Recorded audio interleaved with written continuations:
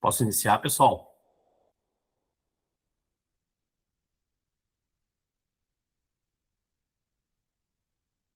Não sei se vai ter mais alguém para entrar.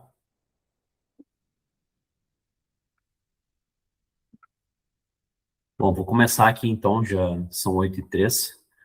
Então tá, bom dia, pessoal. Sejam todos bem-vindos à nossa call da RJ Investimentos, no dia 26 de agosto de 2026. Eu sou consultor econômico Oscar Frank.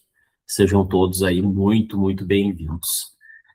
Vou iniciar hoje falando sobre cenário internacional, pessoal, uma brevíssima atualização aí do cenário geopolítico, né? Então, temos aí, né, uma indefinição bem grande quanto à circulação de embarcações no Estreito de Hormuz, né? Uma postura mais dura também por parte do governo americano, aumento das tensões com o Irã, tudo isso tem gerado aí uma série de pressões sobre a cotação do barril de petróleo do tipo Brent, aí, que tem oscilado aí em torno de $90, que é um patamar bastante elevado, né, para os padrões recentes. O Trump ele acabou descartando, né, a extensão daquela trégua de 60 dias envolvendo aí o conflito, envolvendo a guerra, e adotou então uma postura menos conciliatória, né, e que faz então com que a possibilidade de um acordo de paz duradouro aí no curto prazo, né, uma solução diplomática seja alcançada. Então, inclusive, né, na semana passada, né, na última sexta-feira, nós tivemos aí uma manifestação do presidente do Irã dizendo que seria melhor para o país encerrar o conflito por agora, enquanto, né, o Irã ainda estiver numa posição de força. A questão toda é que ele tem, né, o mandatário tem pouca influência dentro do regime iraniano, e isso aí não foi capaz de conter aí o ceticismo por parte dos mercados.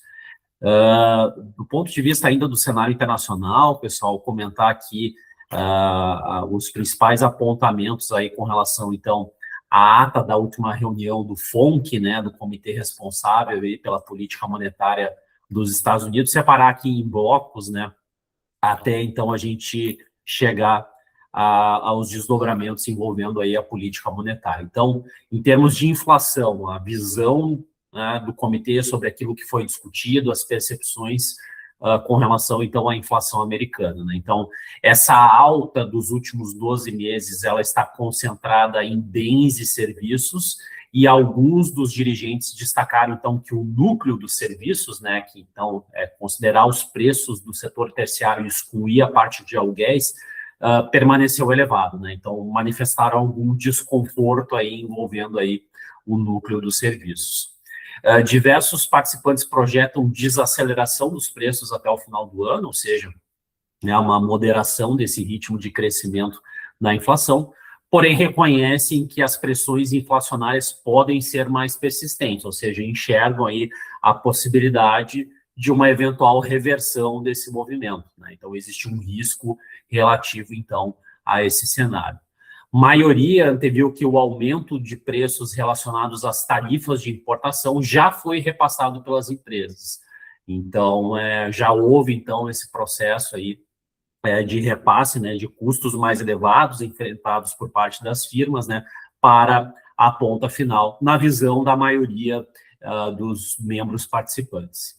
Muitos diretores destacaram a possibilidade de desancoragem das expectativas após diversos anos em que a inflação permanece acima da meta. Isso até foi tema, né? Isso foi abordado pelo Kevin Warsh na sua coletiva de imprensa, né? Sobretudo devido a choques de oferta sucessivos, né? Então, as questões geopolíticas, tivemos aí também a pandemia, né? Então, tudo isso colaborou aí já para que há 5 anos, né, os Estados Unidos não entreguem a meta de inflação de 2%. Então, houve aí também essa menção aí com relação ao fato de que isso pode prejudicar, né, o trabalho, né, aumentar o custo por parte do FONC com relação, então, ao seu objetivo, um dos objetivos, né, que é preservar o poder de compra da moeda, através aí de expectativas de inflação mais elevadas. Então, essa é a visão sobre inflação especificamente.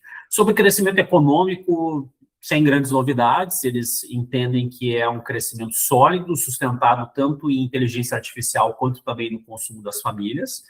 E sobre o mercado de trabalho, pessoal, eles entendem que as condições estão balanceadas, estão equilibradas, né? Então, taxa de desemprego baixa e próxima ao pleno emprego. Então, realmente, né, fica bastante evidente que dentro daquele mandato dual, né, do Fed, existe naturalmente um desconforto, né, o foco maior, com toda certeza, é a questão da inflação, enquanto que o mercado de trabalho, né, ele permanece bem mais equilibrado, né, conforme aí a avaliação dos membros do comitê.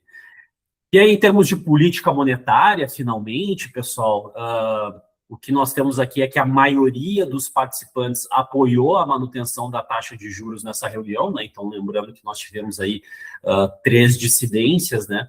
Enquanto muitos participantes, né, foram favoráveis à elevação de 25 bips, né? O aumento, então, na taxa básica de juros, argumentando que as pressões inflacionárias estariam amplas e que deveria ser adotada uma política mais restritiva para se atingir o objetivo de estabilidade de preço. Então, aqui fica já muito evidente, né, esse desconforto aí com a inflação e que isso já exigiria, dentro dessa visão desses membros, né, já uma ação, né, por parte da política monetária no sentido, então, de conter esse crescimento, né, essa aceleração dos preços, né.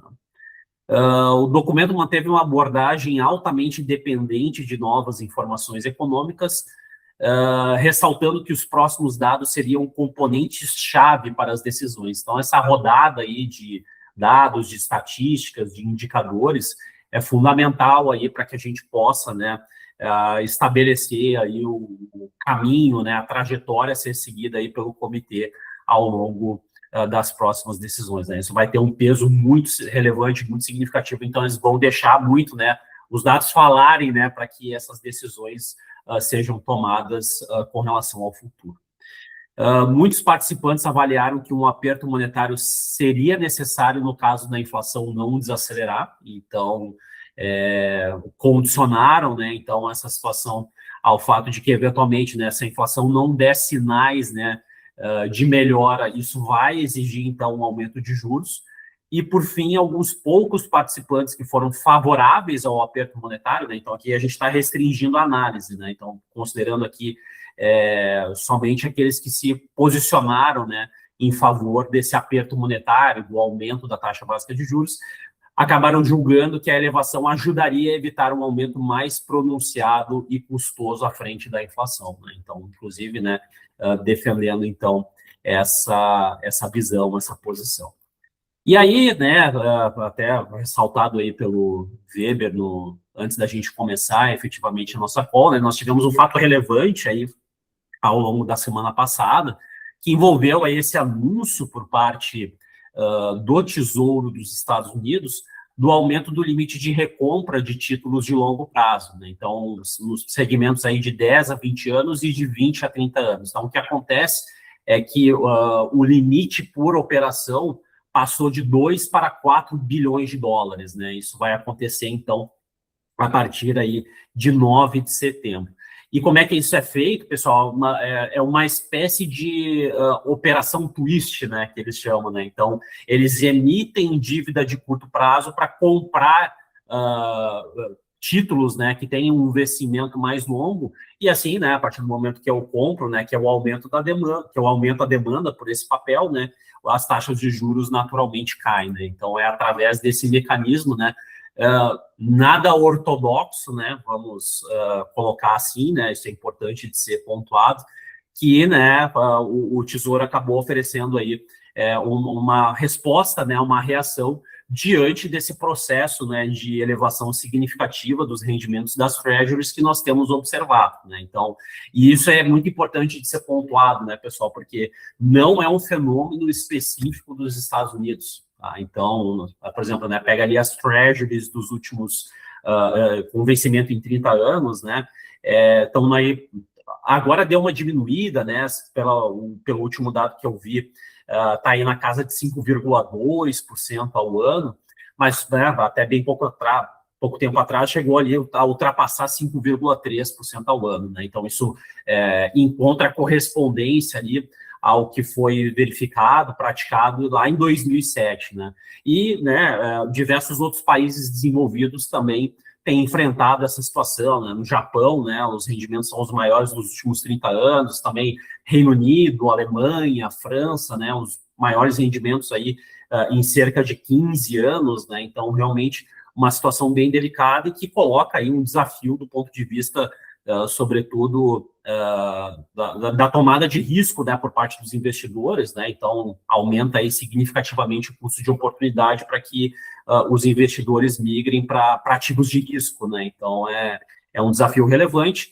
E aqui a minha visão, né, o meu entendimento a respeito dessa intervenção que foi praticada aí pelo Tesouro Americano, isso não tende a gerar, no meu entendimento, um efeito duradouro, né? Então, teve aí um impacto, né, que acabou acontecendo, né? Não foi também tão relevante assim, mas eu não acredito que é através disso, né, que o Tesouro Americano vai resolver o problema, né? Então, o que efetivamente tem provocado isso, né, entre outras questões, é a série de preocupações que existem do ponto de vista fiscal, né, do equilíbrio das contas públicas, ou seja, de uma insuficiência da arrecadação para poder fazer frente aos gastos, né? Então, isso é um problema severo, né, que foi acentuado ali, sobretudo, a partir da pandemia. Então, só para que a gente possa pontuar isso, né, de acordo ali com o CBO, inclusive em calls anteriores, né, nós chegamos aí a abordar até e detalhar um pouco mais essa situação fiscal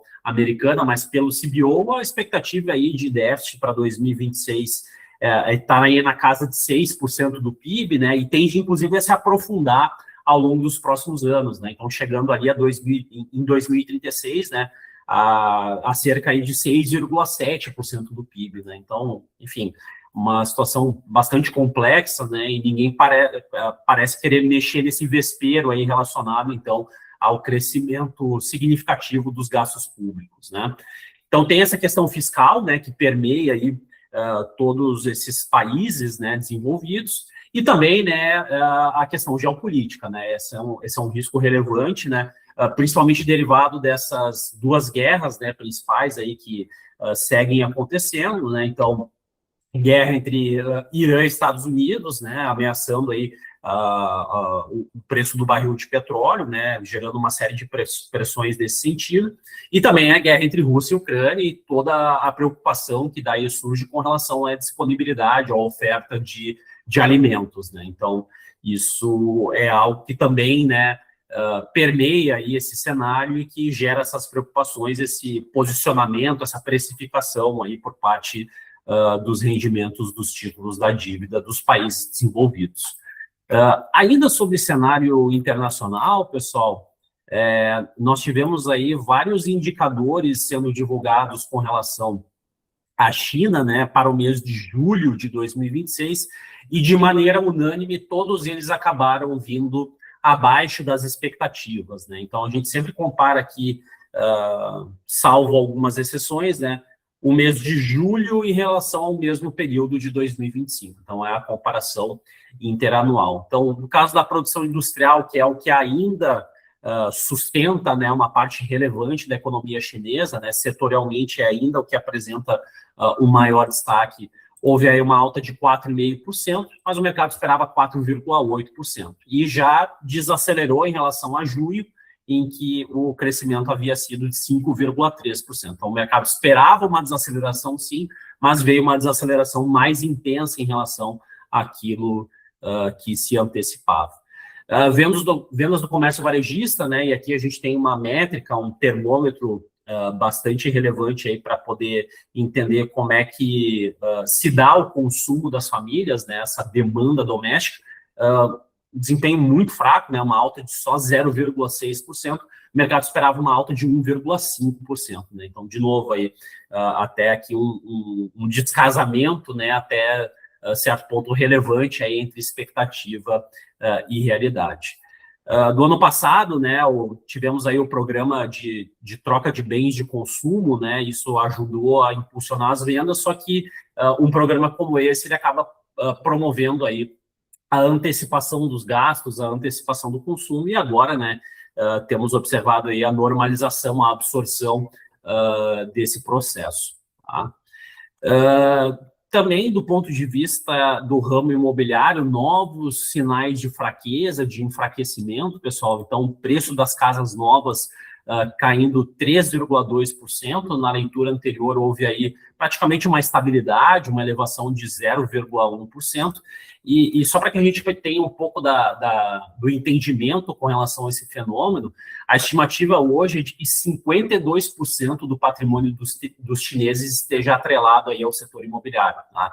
Esse percentual ele já foi maior, inclusive, né, ao longo dos últimos anos, né, mas aí a crise no setor fez com que, né, os chineses procurassem outras alternativas aí para os seus recursos, né, para a sua poupança, direcionaram muito para ouro, direcionaram também para outros ativos, né, então, mas ainda assim, né, mais da metade ainda segue atrelada ao ramo imobiliário, né, então a gente consegue entender aí um pouco desse comportamento mais cauteloso, né, se eu vejo o meu patrimônio encolhendo, né, é natural que eu fique mais cauteloso aí, né, precavido com relação, então, a gastos dentro aí do varejo, né, e dentro aí dos setores que compõem a demanda doméstica.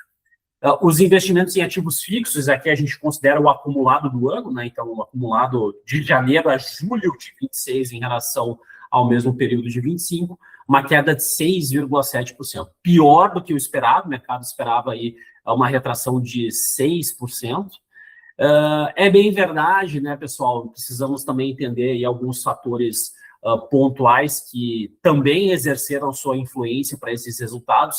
A China tem enfrentado várias questões climáticas adversas, né? Principalmente aí com 3 tufões aí que incidiram sobre a costa chinesa. Tivemos aí também o deslocamento de milhões de pessoas em polos industriais relevantes, né?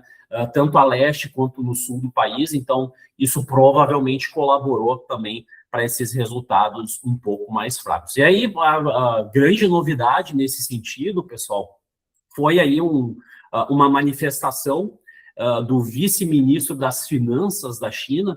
Ele não detalhou isso de maneira mais clara, de maneira mais específica, quais medidas poderiam ocorrer nesse sentido, mas ele afirmou que o governo vai adotar, então, um suporte, né, do ponto de vista da política fiscal para fortalecer a demanda interna. Então, houve aí a sinalização, né, a respeito, então, desse cenário envolvendo aí medidas que venham e dar, então, esse fortalecimento, né, esse suporte, então, com relação à procura interna. Então, uma parcela maior dos gastos públicos deverá ser direcionada ao consumo, tá? Segundo aí a sua manifestação, e ele também defendeu uma intensificação da coordenação entre as políticas fiscal e monetária. Então, isso aí, naturalmente, pessoal, aumenta a expectativa com relação, então, a anúncios de curto prazo que venham, então, a surgir para dar, né, vigor aí para a economia chinesa, né? Então, provavelmente, né, diante de tudo que tem acontecido, já existe um certo desconforto aí por parte das autoridades chinesas quanto ao atingimento aí da meta de crescimento do PIB para 2026, né, que é entre 4,5% e 5%, né? Então, eu entendia, né, que a partir do momento, né, que eles enxergavam os indicadores e entendiam, né, o atingimento da meta como cenário factível, eles não se posicionavam, né, não diziam nada a respeito da questão de estímulos, né? Então, a partir, né, da sucessão desses dados mais fracos, né, então essa manifestação, no meu entendimento, é justamente isso, né, o desconforto aí com relação à possibilidade de não se atingir, então, a meta de crescimento de 4,5% a 5%. Tá? Então, de novo, né, eu vejo que talvez aí o principal desafio aí com relação à China seja justamente aí, né, além das questões de fraqueza da demanda doméstica, do próprio setor imobiliário, né, também, né, quando a gente olha aí para a produção industrial, boa parte disso tem sido canalizada aí via exportações, né, e o cenário internacional ele se mostra ainda bastante complexo, né, ainda com a questão das tarifas dos Estados Unidos, ainda com essa situação envolvendo a guerra no Oriente Médio, então, realmente aí também existem desafios econômicos relevantes aí por parte da China. E para finalizar essa parte de cenário internacional, pessoal, com relação então à zona do euro, chamou a atenção aí que as prévias dos PMIs de agosto surpreenderam positivamente, tá? Então, os dados eles são compatíveis aí com um processo de expansão econômica do bloco. O principal destaque foi o setor industrial e as economias fora do eixo Alemanha e França. Então, os países, né, que não dizem respeito aí, tanto a Alemanha e a França foram que, em boa medida, justificaram, então, essa surpresa. E o setor industrial, mais especificamente, pessoal, inclusive registrou aí o maior patamar desde maio de 2022. Tá? Então, realmente, um crescimento que acabou chamando a atenção pela sua intensidade, pela sua magnitude, né, com base nessa prévia aí do PMI de agosto já. Pessoal, sobre cenário internacional, são essas as questões, eu fico aí à disposição de vocês, não sei se tem alguma dúvida, se vocês desejam algum esclarecimento, eu fico aí à disposição.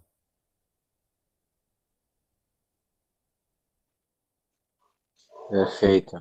Não, em relação a essa recompra de títulos, Oscar, a questão que fica ainda no ar, que o mercado questiona, é se não é um QI, essa situação de injetar liquidez.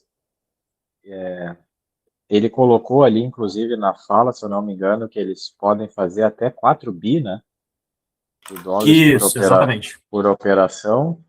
Isso. Classicamente não é considerado um QI, né, mas é que o mercado, ele, num primeiro momento, a curva longa até sentiu, né, o impacto dessa notícia, mas depois meio que voltou aos poucos a inclinar. Isso. Na tua opinião, tu acha que isso é algo só para dar liquidez ou que realmente eles estão tentando fazer alguma novidade aí no meio do caminho? O Bessent, né, ele vendeu exatamente com essa ideia, né, ele disse, olha, esse é um expediente, né, uma alternativa para dar liquidez às negociações, né, então, para ele, né, nesse entendimento, pelo menos de acordo com a manifestação pública que aconteceu, foi justamente para dar, então, liquidez às negociações, né, me parece que é bastante claro, né, que existe um desconforto com relação a isso, né, que ninguém quer um patamar tão elevado, então, dos rendimentos dos títulos da dívida, mas é aquela situação, né, é o mercado, né, emitindo um sinal através de preços, né, com relação, então, a uma preocupação futura que me parece ser muito relevante, né, nós já tivemos aqui N oportunidades, né, de discutir a situação fiscal, né, até com bastante detalhamento envolvendo os Estados Unidos e realmente não é uma situação fácil, né? Inclusive, né, no ano passado, né, se a gente lembrar, a gente teve a aprovação lá do mega pacote fiscal, né, multitrilionário por parte do Trump, né? Então, estimativa aí em torno, né, de uns 3 trilhões de dólares, né, de aumento da dívida pública americana ao longo de 10 anos, né? Então, realmente aí, né, então, caminhando justamente no sentido oposto, né? Enquanto a gente deveria ver medidas mais efetivas, né, de contenção aí desse rombo fiscal, né, o caminho é justamente o oposto, né, então a gente segue, né, observando aí com base nas decisões políticas, né, algo que aprofunde aí esse déficit, esse rombo, né, então realmente, né, é uma consequência de tudo que tem acontecido, então não é uma medida convencional, é uma medida não vou classificar como heterodoxa, né, mas não é convencional, né, esse tipo de intervenção aí no mercado e realmente, né, é bem aquilo que tu disseste, né, a gente já teve uma evidência bastante clara de que o mercado não está convencido de que isso venha a resolver o problema e até porque me parece que o buraco é bem mais embaixo, né, ou seja, a gente vai precisar ir mexer na estrutura das coisas, né, para que isso efetivamente gere um resultado mais concreto. Perfeito, eu concordo contigo. E ainda, considerando a derivada disso, o dólar enfraqueceu. E dólar fraco já colocou commodities também numa pernada de alta. Esse movimento da semana já mostra isso. É Perfeito, uma, todas as consequências derivadas disso, né? é um risco também inflacionário, né, se a gente for olhar.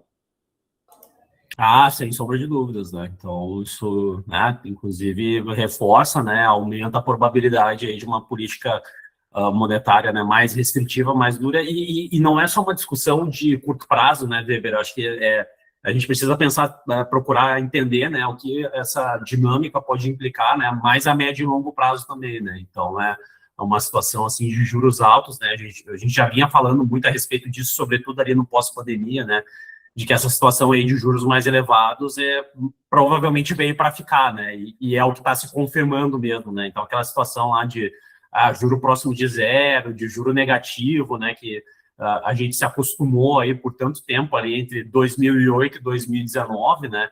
Isso me parece que ficou para trás, né? O mundo ele é completamente diferente hoje, né? E muito tem se falado aí em termos de inflação, e eu acredito que vai seguir se falando bastante a respeito desse tema. Perfeito. Obrigado. Imagina.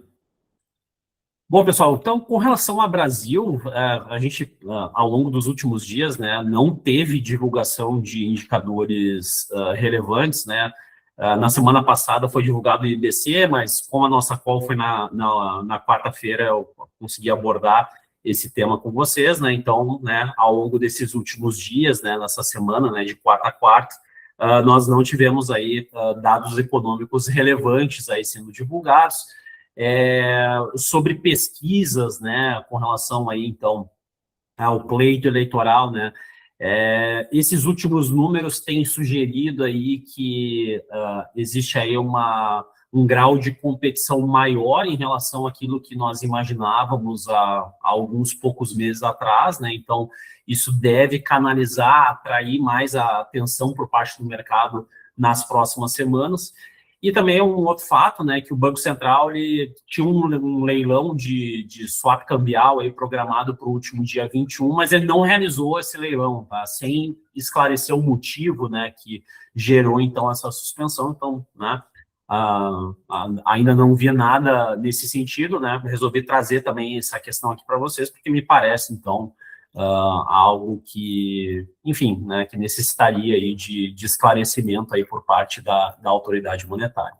E aí, já me encaminhando para o fim, pessoal, então, falar da agenda de indicadores da semana, né, e aqui também, eu vou procurar também fazer isso, pessoal, com relação, então, a fornecer algum detalhamento aí em termos de expectativas, né, antes dos dados econômicos surgirem, tá? Então, eu creio que isso também é importante, né, para que a partir do momento que essas informações sejam reveladas, para que a gente já tenha mais ou menos uma ideia, né, uma noção do que se esperava, né, para ver se aquilo efetivamente se cumpriu, né, ou se existe aí uma diferença, né, em relação àquilo que se antecipava, tá?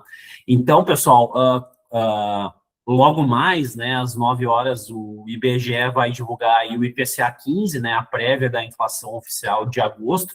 A expectativa é de menos 0,31%, né, uma deflação de 0,31%. Por que uma deflação e até intensa, né? Por que nós temos isso, pessoal? Porque aí é a questão do impacto da distribuição do bônus de Itaipu, né? Então, isso vai provocar aí uma queda pontual, sempre lembrando, né? Do preço da energia elétrica, né? É um efeito bem relevante, bem significativo. Então, isso vai ajudar a puxar, então, essa queda do nível de preços, né? Mas aí, né, já no mês de setembro já haverá, então, essa normalização. Então, mas para além disso, né, pessoal, a expectativa aí também de que tanto a alimentação in natura, quanto a alimentação fora de casa, quanto também os bens industriais tenham aí leituras um pouco mais benignas, tá? Então, a expectativa é essa. E aí, por outro lado, né, algo para a gente poder observar também é o aumento do preço de cigarro em função aí da elevação de impostos, tá? Então, poderia, inclusive, ser uma deflação ainda mais intensa se não fosse por isso. Considerando, hoje também, acredito que logo mais aí, teremos aí o PCI dos Estados Unidos, né? Então, a medida preferida de inflação por parte do Fed, e conforme aí o exercício lá do Fed de Cleveland, pessoal, eles estão projetando para o índice cheio 0,15% e para o núcleo 0,25%. Tá? Então, temos aí a expectativa, né, de que os serviços eles venham a acelerar na margem, tá? e que os preços dos bens fiquem aí, né, no campo positivo, tá? E a expectativa, né, é de que siga um processo de acomodação dos preços da energia, né? Então, teve aquele choque mais relevante ali, no auge, no apogeu ali da guerra no Irã, então, a tendência de que isso siga arrefecendo, né, de uma maneira um pouco mais clara, de uma maneira um pouco mais evidente aí com relação aos preços da energia. Então, IPCA 15, PCI dos Estados Unidos, também temos hoje uma nova leitura para o PIB dos Estados Unidos, referente ao segundo trimestre de 26, e também os estoques de petróleo dos Estados Unidos, tá? Amanhã, pessoal, a PNAD contínua, né? Lembrando que são diversos indicadores aí relativos ao mercado de trabalho brasileiro. A expectativa aí por parte do mercado é de que a taxa de desocupação permaneça em 5,3%, mas a população ocupada deve seguir emitindo sinais aí de alguma perda de fôlego, né? Então, essa expectativa aí que se carrega com relação à PNAD. Além disso, amanhã nós temos os pedidos de seguro-desemprego nos Estados Unidos e também indicadores do Japão, né? O Japão que tem se falado muito aí com relação aos últimos meses, né? Acho que o mercado está olhando aí com atenção os indicadores econômicos, né? Então, amanhã sairá tanto inflação quanto taxa de desemprego lá no Japão. E aí, na sexta, pessoal, além da confiança do consumidor dos Estados Unidos pela Universidade de Michigan, nós temos aí o Jackson Hole, lá nos Estados Unidos, né? Então, manifestação lá do Quebra no Norte, né? O mercado sempre acompanha com atenção aí esse seminário. E aqui no Brasil, além do CAGED, né? Nós temos aí também alguns dados fiscais, né? Tanto a arrecadação federal de impostos, quanto também o resultado primário da União. Então, repassando só rapidamente aí a questão dos indicadores, pessoal. Então, logo mais, IPCA 15, aqui no Brasil, PCI dos Estados Unidos, tá? Além aí de uma nova leitura do PIB dos Estados Unidos e também dos estoques de petróleo dos Estados Unidos, tudo isso hoje. Aí amanhã, PNAD contínua, pedidos de seguro-desemprego nos Estados Unidos e também inflação e taxa de desemprego no Japão. Na sexta, confiança do consumidor americano pela Universidade de Michigan, seminário Jackson Hole lá nos Estados Unidos, CAGED e também o resultado primário da União e também a arrecadação federal de impostos. Perfeito? E com isso eu encerro, pessoal. Não sei também se vocês querem me sinalizar algo aí para a gente poder tratar na semana que vem. Eu fico aí à disposição de vocês.